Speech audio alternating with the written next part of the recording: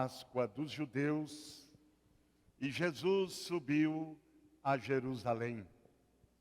No templo, encontrou os vendedores de bois, ovelhas e pombas, e os cambistas que estavam aí sentados.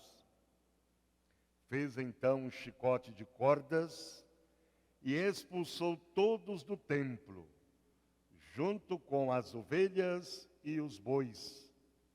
Espalhou as moedas e derrubou as mesas dos cambistas.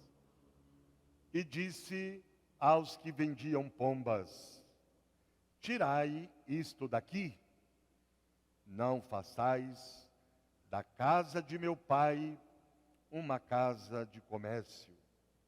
Seus discípulos lembraram-se mais tarde que a Escritura diz: o zelo por tua casa me consumirá. Então os judeus perguntaram a Jesus: que sinal nos mostras para agir assim? Ele respondeu: destruí este templo, e em 3 dias o levantarei. Os judeus disseram: 46 anos foram precisos para a construção deste santuário, e tu o levantarás em 3 dias? Mas Jesus estava falando do templo do seu corpo. Quando Jesus ressuscitou, os discípulos lembraram-se do que ele tinha dito e acreditaram na Escritura e na palavra dele. Jesus estava em Jerusalém durante a festa da Páscoa, vendo os sinais que realizava. Muitos creram no seu nome, mas Jesus não lhes dava crédito, pois conhecia a todos e não precisava do testemunho de ninguém acerca do ser humano, porque ele conhecia o ser humano por dentro. A palavra de Deus deste domingo desenha-nos o mapa do caminho que conduz à vida nova, à salvação, realizada de maneira plena na Páscoa do Senhor. Por isso que a Quaresma nos conduz para a Páscoa. Nos convida a se preparar para acolher a vida nova em Cristo, que brota da Páscoa. Recomenda-nos que ao longo de todo o percurso não percamos Jesus de vista. É Ele o guia que nos ajuda a interpretar o mapa e que nos leva ao encontro do Pai. A primeira leitura, um trecho do livro do Êxodo, traz para nós o Decálogo, os 10 mandamentos. Os 10 mandamentos refletem o cuidado de Deus para com o seu povo. Povo de Deus, povo hebreu, estava escravo lá no Egito, dominado, explorado, oprimido pelo poder do faraó. Aí, sob a liderança de Moisés, com a ajuda de Deus, o povo se organizou, se mobilizou e enfrentou o poder do faraó. Saiu daquela situação de escravidão, de exploração. Podemos dizer que foi o primeiro movimento social do povo de Deus contra os opressores, contra as injustiças. E então, para o povo não mais viver situação de humilhação, de escravidão, de exploração, de injustiça, então Deus dá o decálogo, os 10 mandamentos. Para o povo ser feliz, para o povo ser livre. Porque lá no faraó, no poder do faraó, naquela situação de escravidão, de exploração, o povo não tinha direitos, só tinha deveres. O povo não tinha direito nenhum. Era mão de obra barata. E Deus então se manifesta contra esta realidade, contra esta situação. Eu vi o sofrimento do meu povo. Eu ouvi os seus clamores. E eu desci para libertá-los. E aí então Deus chama Moisés para mobilizar, organizar esse povo para sair da terra da escravidão, para a terra da liberdade, onde corre leite e mel. Então é nesse contexto que entendemos os mandamentos, que devemos entender os mandamentos da lei de Deus. Então, ele abarca 2 sentidos fundamentais da existência humana: a relação da pessoa com Deus e a relação que cada pessoa estabelece com seu próximo. Os primeiros 4 mandamentos dizem respeito à relação que Israel deve estabelecer com Deus. Israel ontem e nós hoje. A questão essencial que sobressai nestes 4 mandamentos é Javé, que é um título dado a Deus, que significa Deus próximo, Deus libertador, deve ser a referência fundamental da vida do povo, o centro à volta do qual se constrói a existência de Israel, a nossa existência hoje. Nada, nem ninguém deve ocupar no coração do povo o lugar que só a Deus pertence. É preciso que Israel reconheça que só em Javé está a vida e a salvação. Não terás nenhum Deus além de mim. E olha que hoje, né? As pessoas fabricam muitos deusinhos, tem muitos deusinhos por aí. Tem muita coisa ocupando o lugar de Deus. Tem muita coisa que na vida das pessoas é mais prioridade do que Deus. Tem muita coisa na sociedade, nas famílias, na igreja, ocupando o lugar de Deus, que nós temos que rever. O mundo secularizado que nós falamos, né? Cada vez mais vai prescindindo de Deus, abrindo mão de Deus, em que os valores de Deus, as coisas de Deus, não têm tanta mais importância, não tem tanta necessidade. Tem pessoas que só procuram Deus quando convém, quando o cinto aperta. Deus, Ele tira a minha liberdade. Ele impede que eu seja aquilo que eu quero ser. Cada um é dono da sua vida. A vida é minha, eu faço dela o que eu bem quero, o que eu bem entendo. A questão da autossuficiência.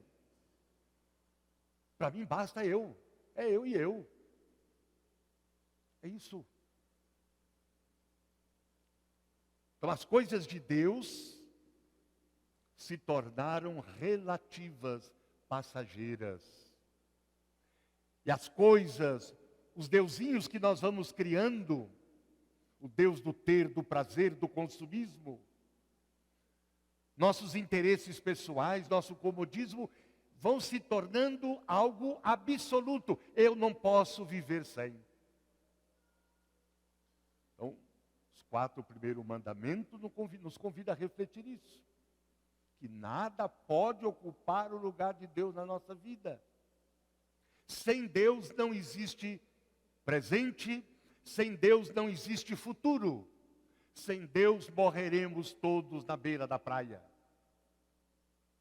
Por isso a Quaresma nos faz esse apelo veemente.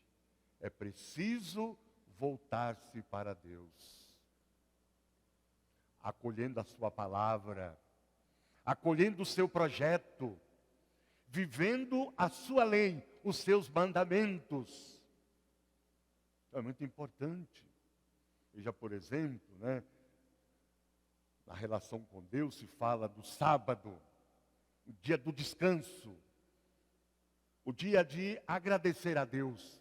Claro que para nós cristãos é o domingo, porque Jesus ressuscitou no domingo. E com a sua ressurreição se inicia uma nova história, uma nova humanidade, uma nova criação, um novo dia. O dia do Senhor.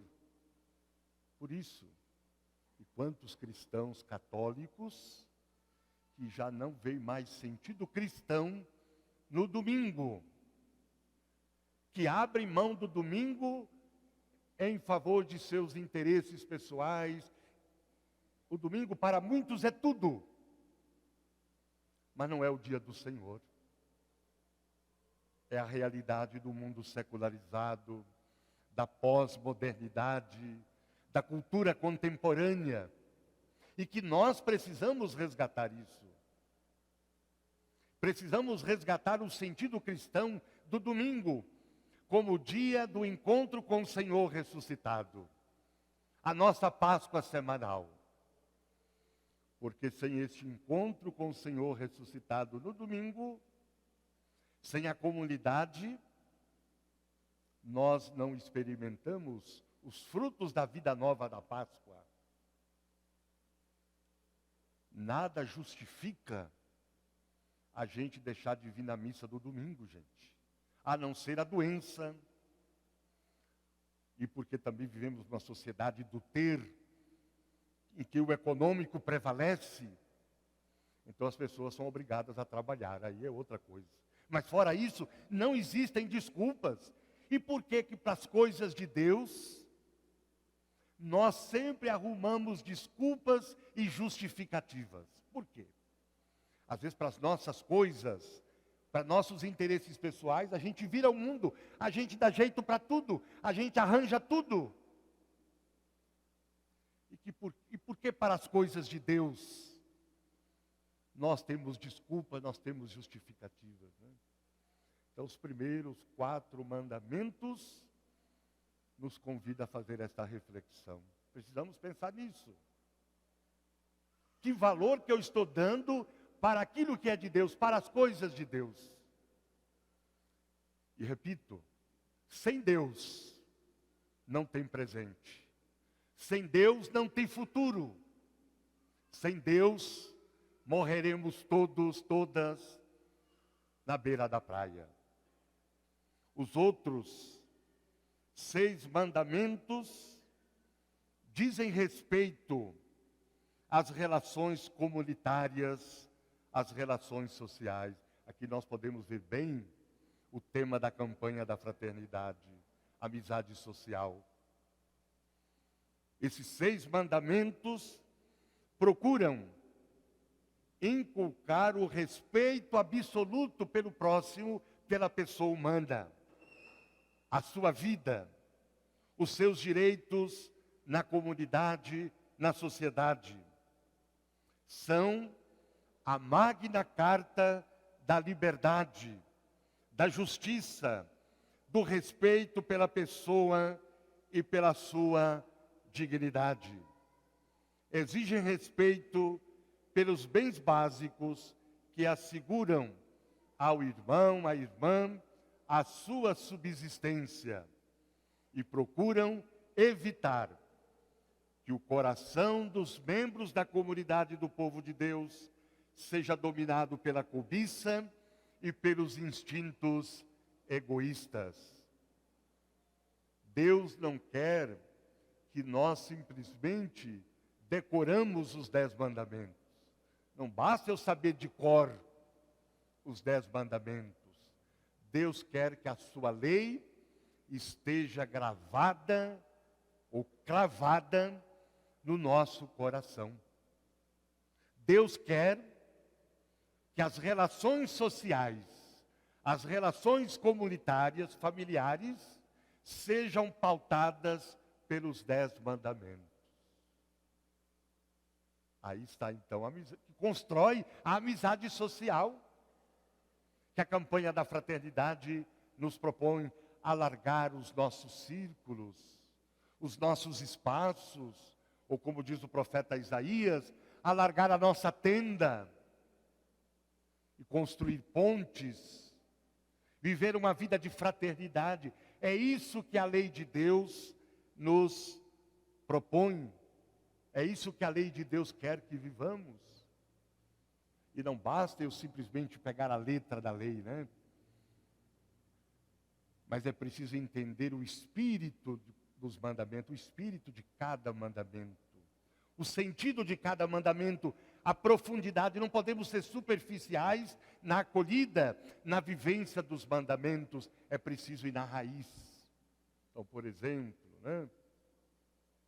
5º mandamento, não matar. Não matar não é só tirar a vida de uma pessoa com um objeto. Se mata com desprezo, se mata com a língua. E essa tem sido uma arma muito poderosa. Ela anda afiada na vida de muita gente. Tem muito fofoqueiro, muita fofoqueira por aí. Fofoqueira é compadre do diabo. Fofoqueira é comadre do diabo. São coisas do diabo, porque dividem. As fofocas criam confusão. Eu pego raiva ou bronca de uma pessoa que às vezes ela nem está sabendo. Porque aí o outro chegou para mim e falou isso, ó, o fulano é isso, não sei o quê, não sei o quê, não sei o quê. Mas aí eu tenho que ter discernimento, gente. Porque o ser humano não é qualquer coisa. O ser humano não é um objeto. O ser humano é lugar de encontro com Deus. O ser humano é santuário de Deus. Jesus vai falar isso no Evangelho. Quando ele fala do templo, que é ele mesmo, e com ele todo ser humano é templo de Deus. Geralmente, quando alguém fala para mim de uma pessoa, vem contar uma história, uma situação de alguém, eu pergunto assim: você sustenta isso? Né? Porque eu tenho que perguntar para a pessoa: você sustenta isso que você está falando dessa pessoa? Né? E aí, então, por uma questão de caridade, de respeito, então, olha, eu vou chamar a pessoa aqui, porque você chegou para mim e disse isso a respeito dela. Eu quero saber, eu quero ouvir a versão dela também, eu quero ouvir o lado dela também, porque senão, gente, nós vamos cometer injustiça. Como nós vamos construir a fraternidade, a amizade social, não respeitando o ser humano? E o coração da lei de Deus é a vida. E a vida em todas as suas fases, em todas as suas expressões. Defender a vida não é somente eu ser contra o aborto. É eu ser contra a pena de morte, tortura. É eu ser contra tudo aquilo que diminui, que prejudica a vida do ser humano, que é o coração da lei de Deus. Por isso que Deus, então, deu os mandamentos, para que a vida do ser humano seja respeitada. Então nós podemos dizer com toda segurança que os 6 outros mandamentos são uma verdadeira declaração em favor dos direitos humanos da pessoa humana. O Evangelho, Jesus apresenta-se como o templo novo, onde Deus reside e onde marca o encontro com os homens e mulheres, para lhes oferecer a sua vida e a sua salvação. Quem quiser encontrar Deus, deve aproximar-se de Jesus, tornar-se seu discípulo, sua discípula, abraçar seu projeto, seguir seus passos, viver animado pelo seu Espírito. Veja como Jesus foi corajoso, como Jesus foi profético, porque Jesus mexeu num vespeiro, expulsando os vendilhões do templo. Pegou o chicote, e deu um basta naquela safadeza que ali acontecia naquela mentira, naquela exploração. E aí, então, diante disso, que isso foi usado, né? Foi colocado como causa para matar Jesus. Temos que matar esse homem. Temos que dar um jeito nele. Porque senão, como é que nós vamos fazer? Como é que nós vamos viver? Porque no templo se vendia, era comércio. Os produtos para o sacrifício, porque eles inventaram que Deus perdoa através de sacrifícios de animais. E Jesus, então, fazendo esse gesto, esse profetismo, tendo essa coragem, ele acaba com essa mentira, com essa falsidade, com este culto sem vida, sem sentido, que não aproximava as pessoas de Deus e nem Deus das pessoas. Então esse gesto de Jesus é uma ruptura, não é um remendo, não é uma purificação, mas é uma abolição, e mostrando que qualquer instituição que não esteja a serviço da vida, ela tem que ser abolida e tem que surgir algo novo, que dá mais vida, mais alegria, mais esperança às pessoas, que aproximam as pessoas de Deus e Deus das pessoas, que ajudam as pessoas a viver a fraternidade. E Jesus então vai dizer, quando os judeus perguntam, quando se fala judeus no Evangelho, aqui não podemos generalizar que não está falando do povo judeu, está falando das autoridades judaicas. O Evangelho de João, quando fala os judeus, ele está falando das autoridades judaicas. E eles perguntam para Jesus, com que autoridade você está fazendo isso? E Jesus então, destruí este templo, e em 3 dias eu o levantarei. Eles achavam que Jesus estava falando do templo de pedra. Não. Jesus estava se revelando, se dando a conhecer como o verdadeiro templo de Deus. O lugar do encontro com Deus, o lugar da misericórdia, da acolhida humana, da sensibilidade, do amor verdadeiro. Vocês podem matar e destruir esse templo, mas vocês não vão vencer, vocês não vão ter a última palavra, porque a última palavra é de Deus. No 3º dia eu vou ressuscitar. Então Jesus é o verdadeiro templo de Deus. Por isso que nós devemos fixar o nosso olhar em Jesus Cristo, aderi-lo, acolhê-lo, segui-lo, viver de acordo com o seu evangelho, de acordo com a sua palavra. Jesus é o templo de Deus e nós com ele também somos o verdadeiro templo de Deus. Por isso o ser humano é sagrado, a vida humana é sagrada. Eu não posso dispor do ser humano de qualquer jeito, eu não posso tratar o ser humano de qualquer maneira. Por isso a amizade social, por isso a fraternidade. Vós sois todos irmãos e irmãs.